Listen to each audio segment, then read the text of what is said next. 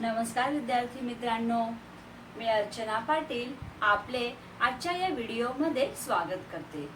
आज आपल्याला इयत्ता 5वी विषय मराठी पाठ क्रमांक 9 सिंह आणि बेडूक या पाठाचा अभ्यास करायचा आहे।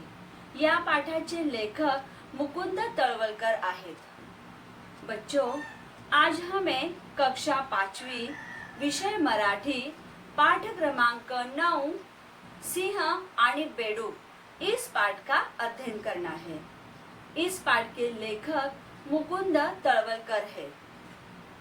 मित्रांनो, सिंह आणि बेडूक हा जो पाठ आहे ती एक चित्रकथा आहे। त्याचबरोबर ही कथा सुद्धा आहे। आपण याच्या अगोदर एक चित्रकथा अभ्यासली होती, आठवते का तुम्हाला? काय नाव होते त्या कथेचे? आठवले?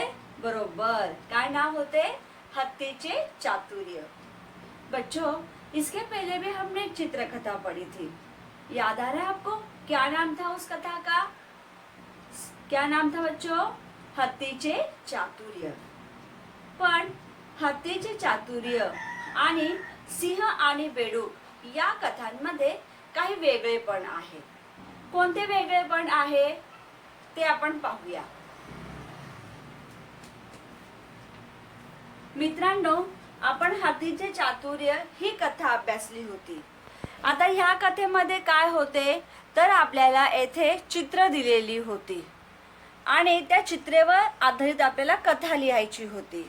त्याचबरोबर आपल्याला येथे एक रिकामे चौकट दिले होते आणि ह्या चित्रांवर आधारित आपल्याला येथे हे चौकट पूर्ण करायचे होते, म्हणजेच काहीतरी कथा येथे आपल्याला पूर्ण करायची होती। बच्चों, इसके पहले हमने जो हत्तीचे चातुर्य कथा पढ़ी थी, इसमें क्या था? इसमें हमें चित्र दिए थे और चित्र के आधार पे हमें कथा लिखनी थी। साथ ही साथ यहाँ पे भी हमें कल्पना करके, विचार करके आगे क्या होगा ये चित्र बना के हमें यहाँ पे तैयार करना था।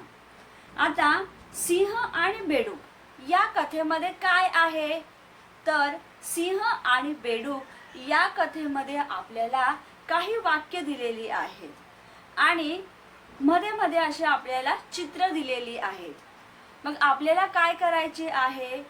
जे चित्र दिलेली आहेत त्या चित्रांच्या जागी आपल्याला काही शब्दांचा उपयोग करून पूर्ण कथा लिहायची आहे।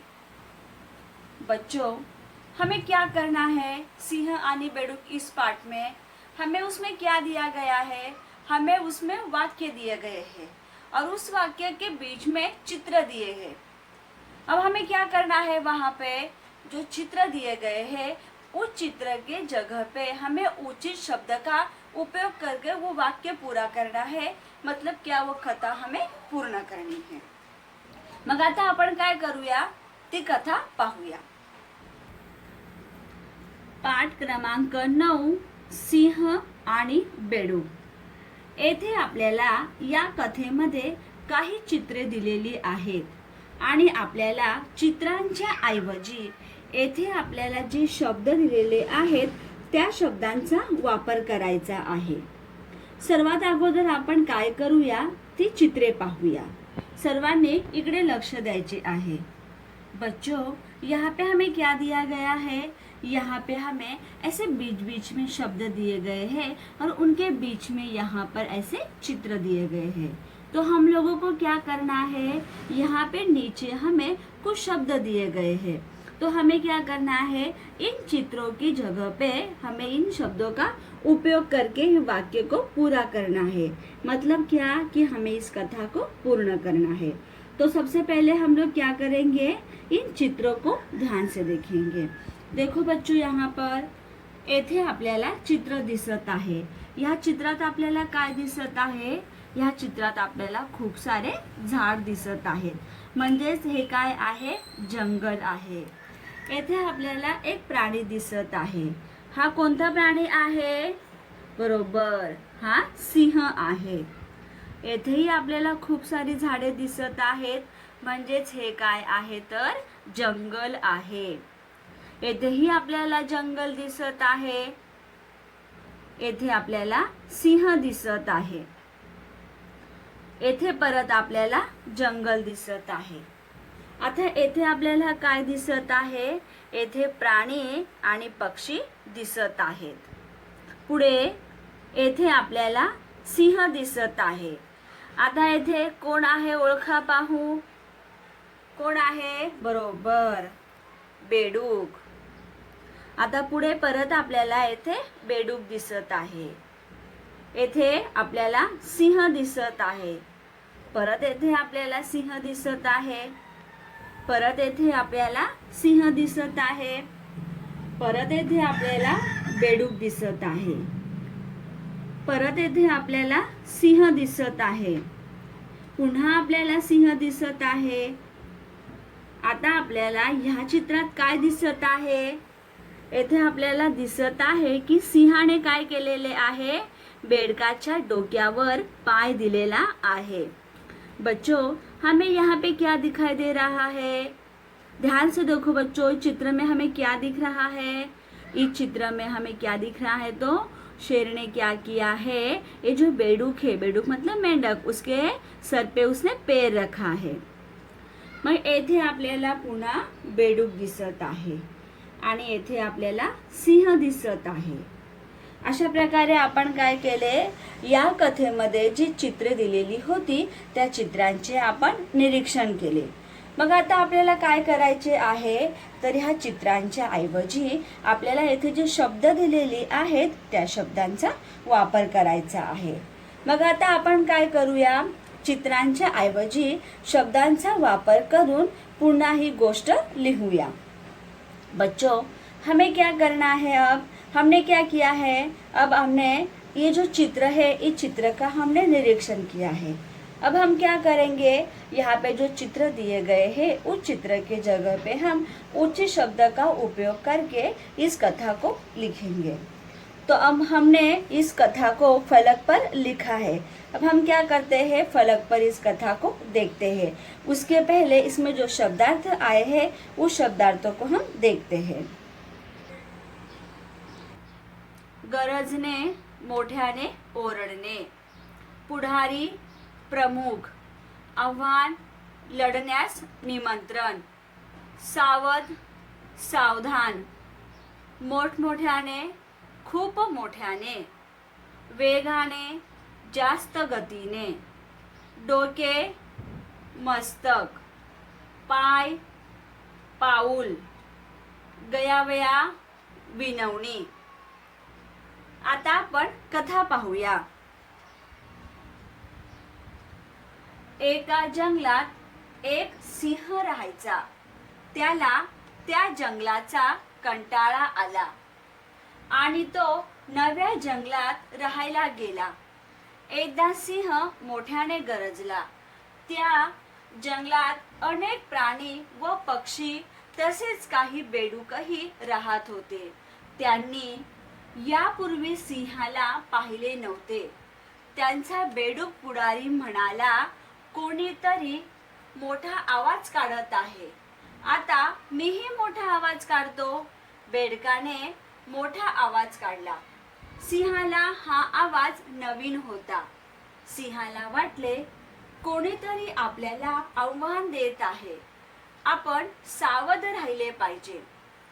सिंहाने आपली गर्जना थांबवली.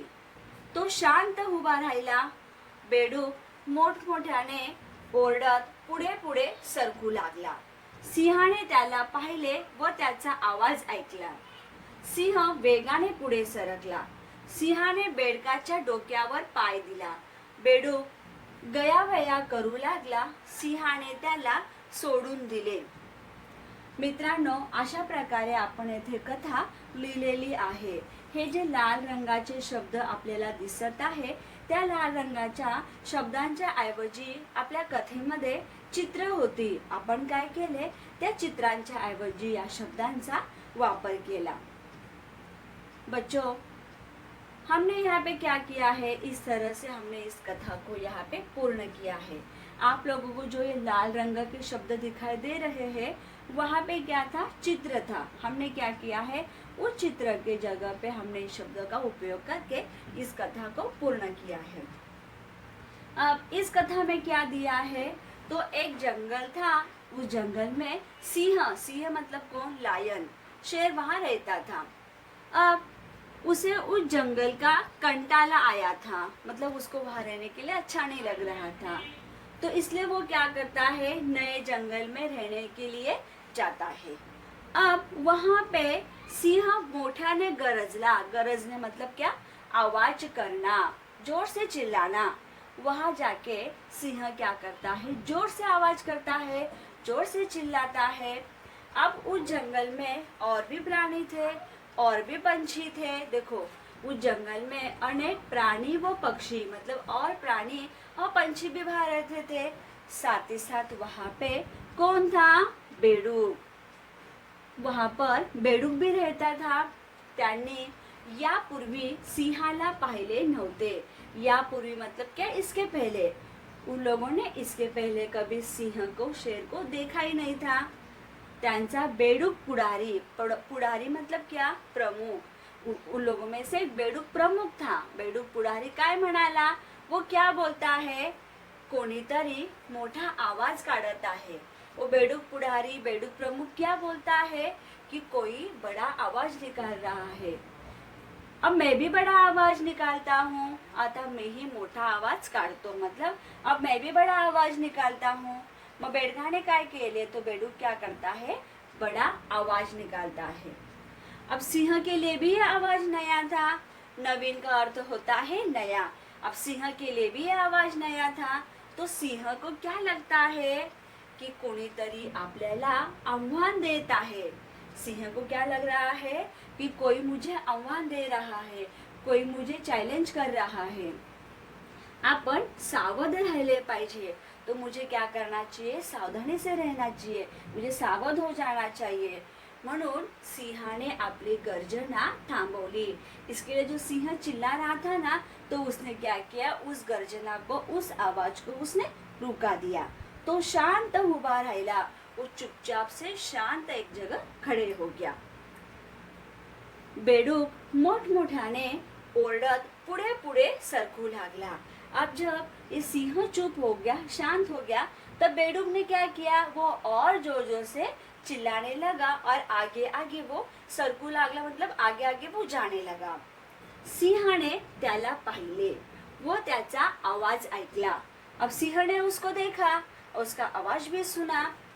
सिंह वेगाने पुढे सरकला।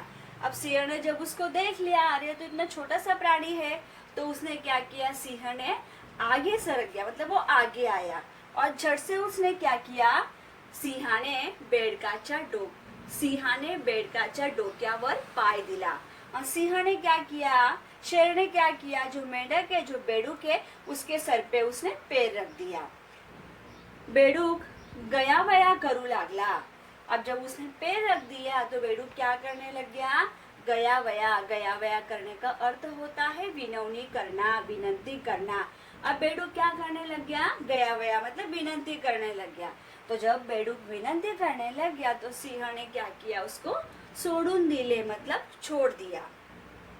इस तरह से हमने इस कथा को पूर्ण किया है। मित्रांनो, सिंह आणि बेडूक या कथेमध्ये आपल्याला काय शिकायला मिळाले, तर आपला मोठेपणा दाखवण्यासाठी आपण कुणाला आव्हान करू नये, त्यात आपलेच नुकसान होते।